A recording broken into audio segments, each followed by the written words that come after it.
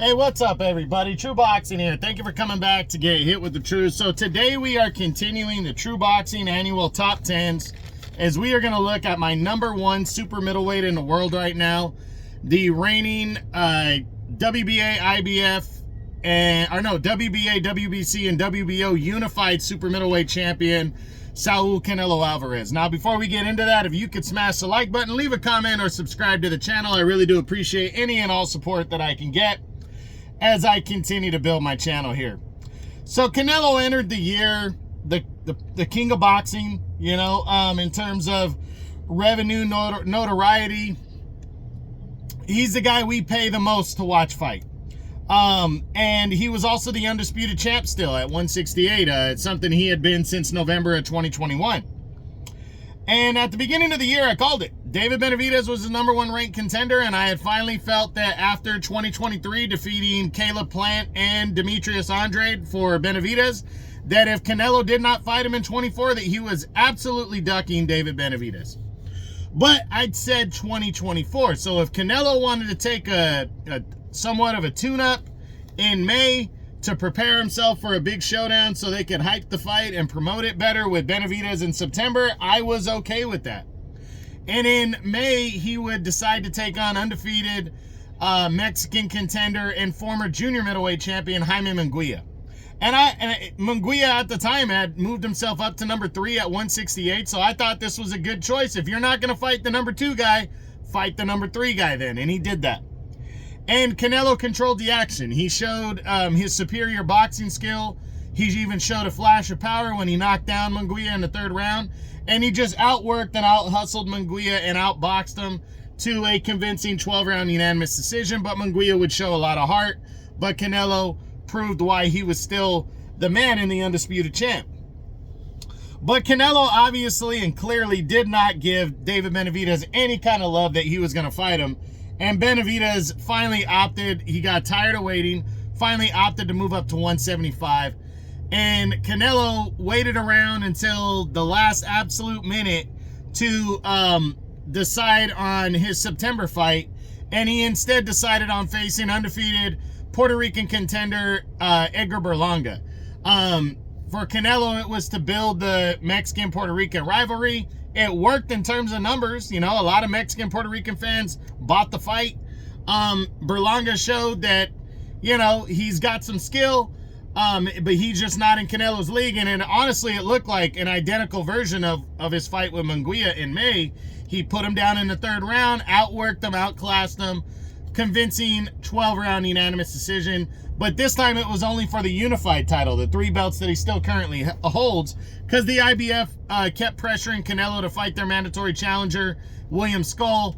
Canelo said no. He ended up giving up the belt and decided not to fight him. So now, Canelo, for me, it wasn't a bad year. I mean, the 2 guys that he fought are top 10 solid fighters, but and on a normal year, that wouldn't be a bad thing. It's almost like the Gervonta Tank Davis effect. Some of these guys that he fights aren't bad fighters.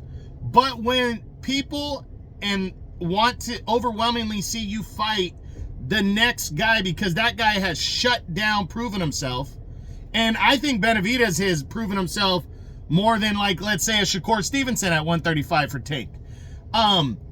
It's almost the equivalent Benavidez to Lomachenko. Lomachenko's been calling Tank out for years, and Tank won't fight him. Well, Benavidez might have been calling out Canelo for years, but he really had only earned by defeating the top tier guys in 2023 to where, again, I was flat out, this is what Canelo needs to do. If he doesn't fight him in 2024, he is ducking him.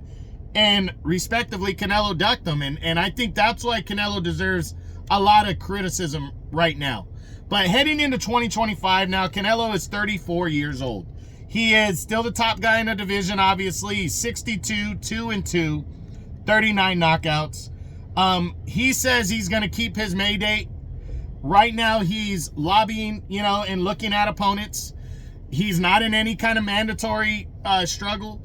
Right now, we know that he is talking to Terrence Crawford and Turki Al-Sheikh to make that big showdown, but we don't know if and when that fight is going to take place. I personally myself think that Canelo is going to fight him this year. I just think that is going to happen. I think he's gonna fight Terrence Bud Crawford this year. Right now the talk is that if they do fight, it probably would be in September to build the fight a little bit more, which I think makes sense too. You can give Crawford a chance to move up, you know, in a pre-fight potentially, and then maybe move up to like 160 and build the weight up so he could get to Canelo. I think that makes sense. In the interim, what does he do? I think Canelo's waiting around for his May fight. He's waiting around to see what Dimitri Bivol brings.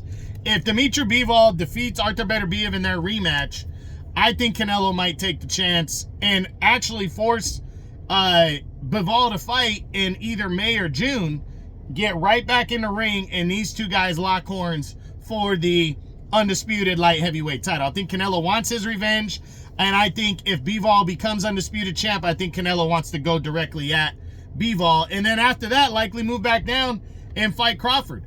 But if Bivol loses or he can't work out a deal with Bivol, I really think Canelo is wide open to considering anybody at that point. I think William Skull, the IBF champion, to become undisputed again is an option.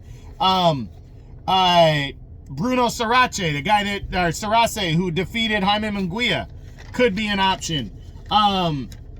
You know, other than that, it's really just kind of up in the air. There's Shane Mosley Jr. I can see. He already defeated his father. Maybe he'll fight the son and defeat the son too. You know, anybody from 160 really.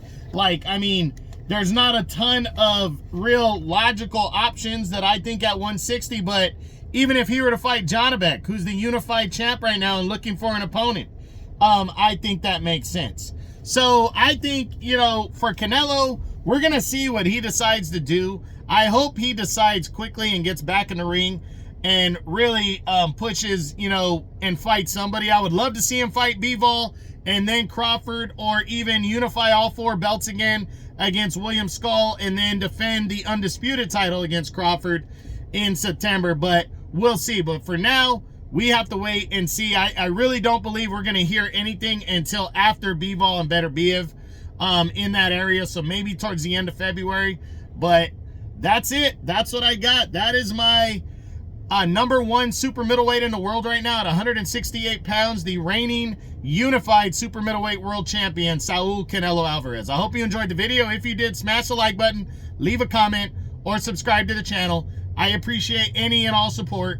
This is True Boxing, and you've been hit with the truth.